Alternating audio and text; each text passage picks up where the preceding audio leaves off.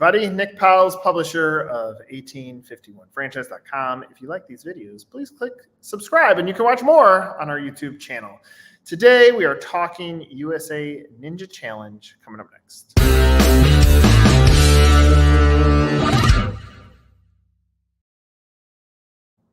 All right, Richard, the line I say way too often is I bet on the jockey, not on the horse. So we're going to start with the jockey story, then we'll talk about the horse. So how did you accidentally fall into franchising? What is your franchise story? Yeah, so I had sold my prior company in 2008, and about 11 years ago, I have a good friend of mine, Dale, that him and I were at a BNI group doing in business networking, and a friend of ours sent us a video of a child going over homemade obstacles with a GoPro camera strapped to his chest. And we sat there and said, could there be a business made out of this? So what we did is, 11 years ago, we started our first location. And then probably 4 or 5 years in, there was a group from Connecticut that was in going to a cousin's birthday party. And I happened to be working in the gym that day, and they said, we need one of these. And I want one of these. And will you franchise this for us?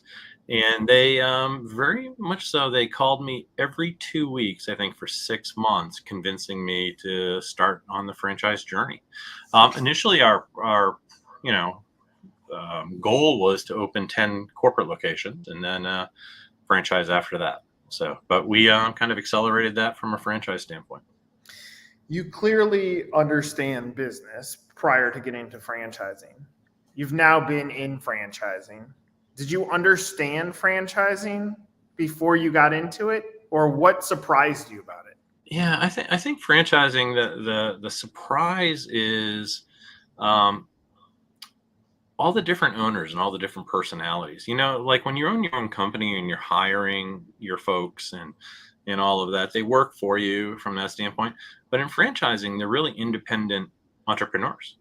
And what we're really doing here is we're helping entrepreneurs be successful in working with children and community and having a very successful business. So I think from that standpoint, that was, the biggest thing that I took away from that. I think the other thing is when I look at the model of franchising, I was very interested in the model because you don't have to use all of your own funds to open locations. Yeah. And I like that idea. And that's kind of one of the reasons we went down this path.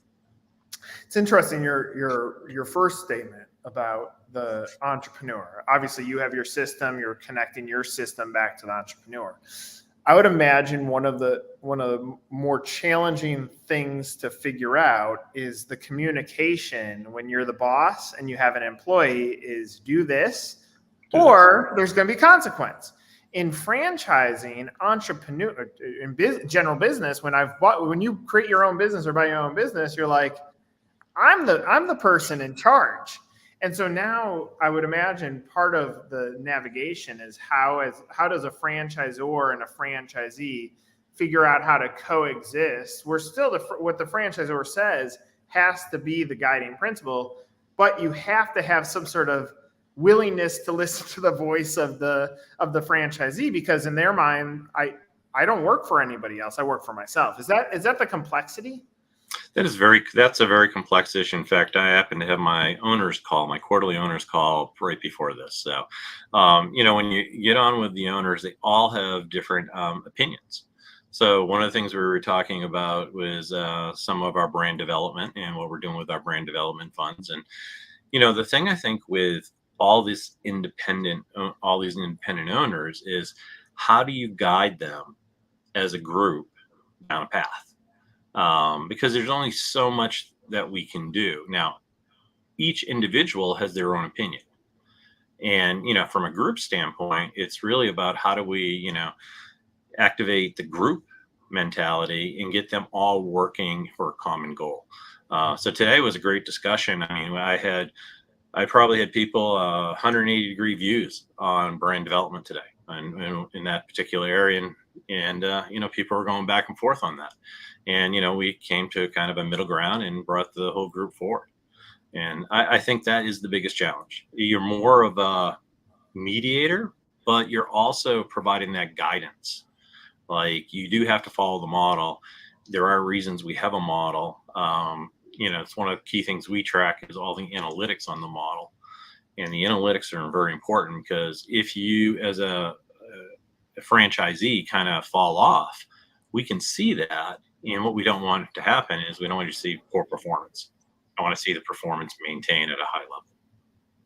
Your background wasn't in franchising, but executive leadership, sales, growth companies. Do you feel like if you think back to moments where you're in a tough boardroom trying to sell something, a widget that you had of the past, is that what you're able to lean on, like your negotiation skills, your people skills? Is that really the asset that you brought to the table, far beyond, like, obviously you're building business structure around kids' wellness, but is that your magic superhero power? Is your backdrop on that?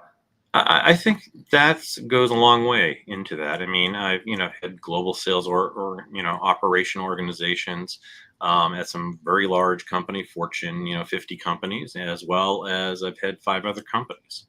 And when you're going in either talking to a difficult client or something from that perspective, it's really about how do you come out with a win-win scenario for people. And I think that's the key is, can you get people to look at win-win compared to win-lose? Too many people nowadays, it's always about, it's my opinion or else. And we see that across all the news every day. But it's really, how do we come together and how do we have a win-win scenario? And some of the hardest sales opportunities that I've had, or some of the hardest people things, it's how do we come together and find that ground that will work for everybody.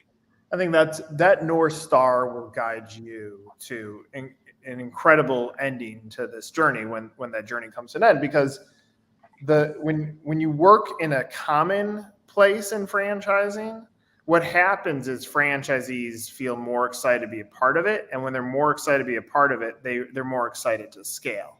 And so I think that's a great insight, that most franchisors play win-lose. But if you can change your mindset to be win-win, then the outcomes should find a pathway of compromise, which in turn should keep people happier, which in turn should allow people to grow. So I think that's awesome. It should. And I mean, I think one of the things you see is part of our culture is we really look at it as like the ninja family.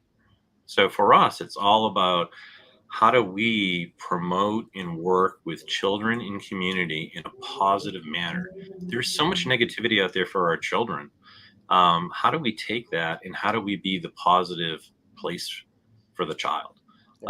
There's too many things like today, if you look at like school sports and stuff, where it's win-lose all the time. Ninja is not like that as a sport. As a sport, it's everybody cheers for every contestant, and everybody can do something in a ninja gym. So every child, I don't care if the child is overweight and non-athletic, or they're a rock star athlete, can walk into any gym and do something well their first day. And there are very, very few times do kids get that positive reinforcement. And you take that to the owners too. Same thing with the owners and, the owners of the franchises. There's always something that's positive that everybody can learn from. Yeah, I think that's exactly right. Like, if a franchisee feels like on day one, even though they've never been in franchising before, they get a taste of what winning feels like, that will continue to build confidence, and eventually enough confidence makes it so you run through brick walls. Correct. So I think that's awesome. With your business background, I'm curious on your internal sense of urgency, because like in general business, you raise capital. Capital gives you the ability to hire the right people fast enough, and you can scale at whatever pace that those financials allow you to pace at. In franchising, you're still waiting almost at the pace of the right franchisee coming in, finding the right real estate, operating the way that you want. Has that been something that you've had to internally navigate on, that this is a different pace, or how do you manage like patience when it comes to this business versus others? So patience is a big issue. I mean, I'm always talking to my team about they want to run faster than they can. Hey, we could do this too, and we could add this and do this next piece. But it's like, how do you support them and grow in a responsible manner? Um, I see a lot of companies out there that go off and add 200 locations, and they totally implode. And then you have lots of people that are upset. Lots of franchisees is, you know, upset. Um, we're a different environment. I think the environment we have is more family. It's all about people succeeding from that standpoint. I look at our owners. I mean, even during the pandemic, during COVID, we lost no gyms. I went to daily calls with every owner, um, and to get people through that difficult time. And I think that's what really sets us apart. Overall growth, I think we set realistic goals on what we're looking for. I don't want to outstrip the ability to provide a quality product. And sometimes, that means we slow down a little on our growth, and that's okay. What's your vision for this year, next year? What does that look like? Yeah, we'll close this year at about 90 units. Out of that, we'll have 45 to 50 open. The following year, we'll be at probably 140 for total unit count, and we'll be close to, let's say, 80 to 85 units open. What has been the secret to the kind of growth as an emerging brand, do you think? Um, I think when people find out about our product and what we offer and the blueprint and the detail level that we've taken it through, and talk to and validate it with some of our franchisees. I mean, I don't know what business you can start today and people can go cash flow positive their first week. That happens regularly with us. I'm not saying everybody does that, but I would say 50% of them are go cash flow positive right out of the gate. When you open a business, and having 4 other businesses that I've done, it's really hard to get to break even. I mean, in some of my other businesses took a couple of years to get to break even, and we're able to provide a business model that can do that in relatively short time. I mean, as an outsider, my perspective is this: you engineered a business that doesn't, in relative to franchise, and doesn't break the bank. Right. And you and I talked about this. That there are some big fancy gyms where they have all the bells and whistles in the world, and they clearly spent tons of cash to build this thing out. But the problem with that is it doesn't align with what break even or cash flow positive is. And so you guys, in the way that you engineered this, you said, okay, what is the best case scenario that we can do from a build out standpoint that will make it appease our guests, our customers, our parents, and our children, and will drive business for our franchisees. And I think that's part of the beauty. In full transparency, I got the pleasure of watching a gym this week, and I don't know that the bells and whistles matter. It's what the kid, like the confidence meter of those children is so high for what they're able to see that anything is possible, and it doesn't matter what the 4 walls really look like. Obviously you guys have built a good gym, but it's amazing. Like it's probably where some of the sports franchises that exist where there's no brick and mortar, you're in a park, like the magic is really in the confidence that the children are having. And here you figure out a way, how do we build brick and mortar without breaking the bank? And I think that's the cool thing, is you've engineered the business model first, and then you allowed people into it. And I think that's really cool. And I think that's a valid point. I think one of the things that we looked at length when we started was, how can we create a model that we can get to break even, and then how can we grow? Because if you look at it, there are gyms out there that are 4 times our size. And the problem with that is you have 4 times the overhead. And, it's important to provide a positive space for children, but you as the business owner, you still have to make money doing it. And if you can do that, then you can really do what the key is working with kids. Like, I know I met with you earlier in the week, but I had a discovery day between today and or yesterday and your visit, and the biggest comment from the couple from Georgia was all the kids are smiling and all the kids are happy and the kids are engaging each other and all the parents are sitting there watching their kids. And one of the things we do is we have this viewing wall, so you get to see from the gym. The parents get to see everything that's happening in the gym, but the kids and you can see everything that's happening with the parents. 90% of the parents are not on their phones. They're watching their children. And that is a testament in this society today that it works. The pure joy of the kids is just amazing. Well, and I'll add in the curriculum in the field that you end up being in. If we think about soccer, football a little bit less, baseball, basketball a little bit less, but there are these moments like the right fielder's not going to get a ball all game, and so Okay. they're not going to be smiling, they're not going to be engaged here because you're engaged in the equipment, you're engaged in the coach, you're engaged in your peers, you're engaged in the activity, and you're engaged in what's physically happening with your body.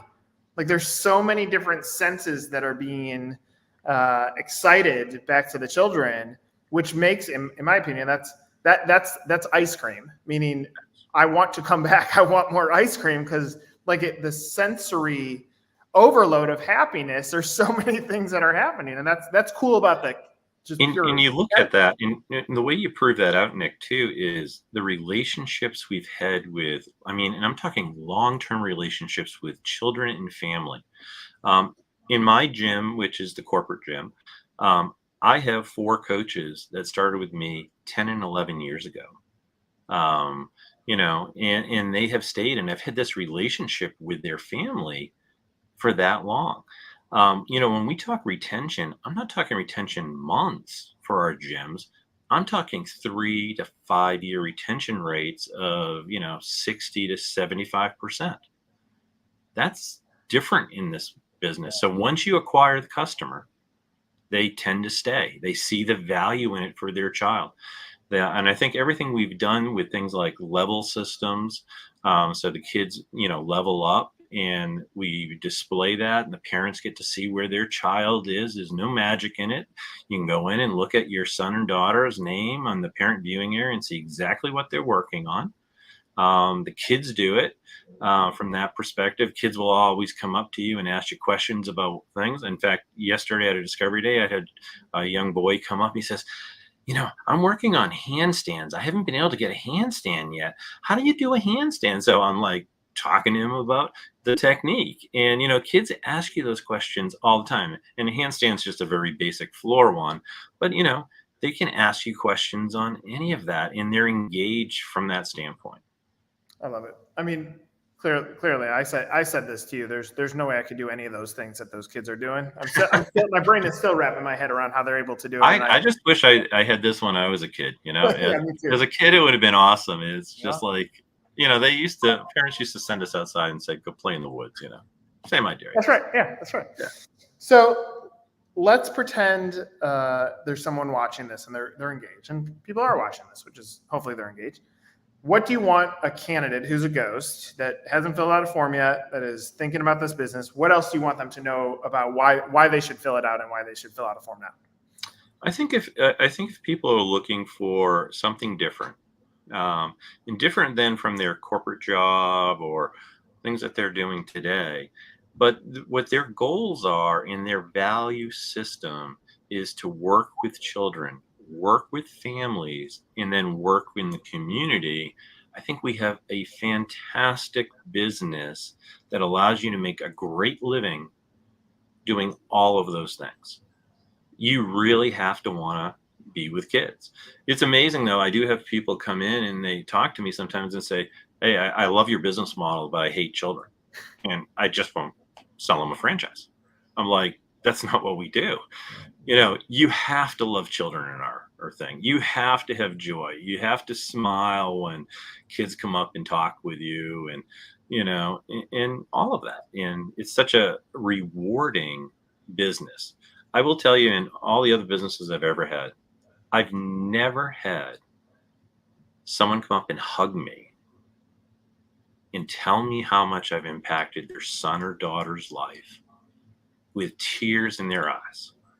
Sorry, it gets me teary too. It's just an amazing, amazing feeling. I think that's and look, as you reflect back on your career, I'm sure you've done this. You know how to build businesses that make money. You know how to build businesses where you have to travel nonstop.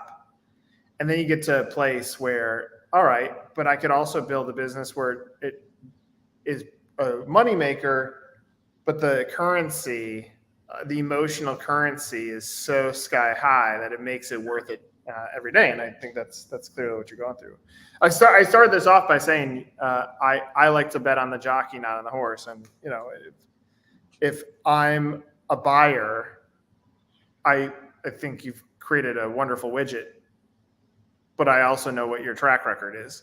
And so if I'm gonna bet on someone, I'm gonna bet on Richard. You know what you're doing, and clearly it's already proof in the pudding. You guys are early, you're emerging brand, but you're quickly moving from emerging to established. When nobody was looking, you figured it out. So yeah, I think, and it's all a testament to the team. It really is. We have a great team. They're very, very much all bought into this, and everyone's has been with me multiple years. It is amazing. We don't have turnover, so. I love it. Richard, I am looking forward to seeing where this story goes. Thank you so much for sharing some of it with us today. For Richard, I'm Nick. This is another episode of Meet the Zor.